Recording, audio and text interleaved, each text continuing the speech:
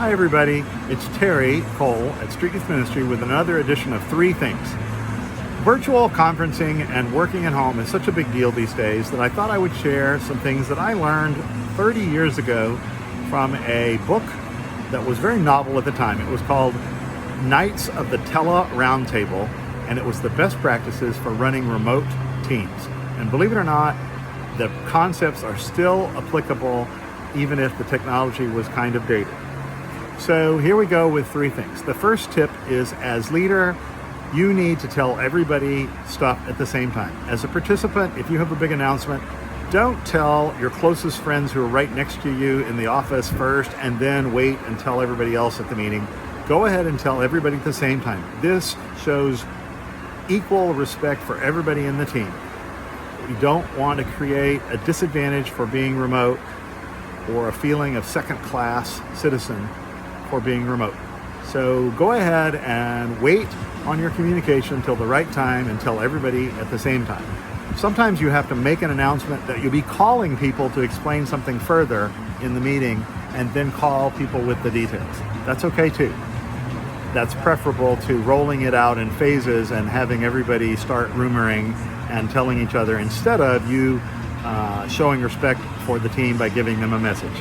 So that's number one. Number two is choose the right medium for the message. If you have bad news, it's almost always best to do it by phone. If you have to leave a message, indicate that you have important news. It might need a personal phone call and ask them to call you back. Don't deliver bad news by text or by email.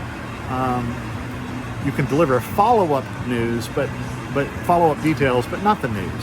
If the person calls you typically, it's best to call them when you need communication. If they typically email you, it's best to email them.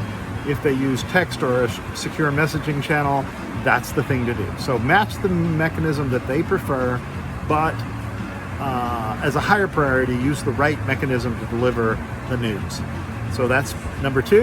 And number three is about full participation.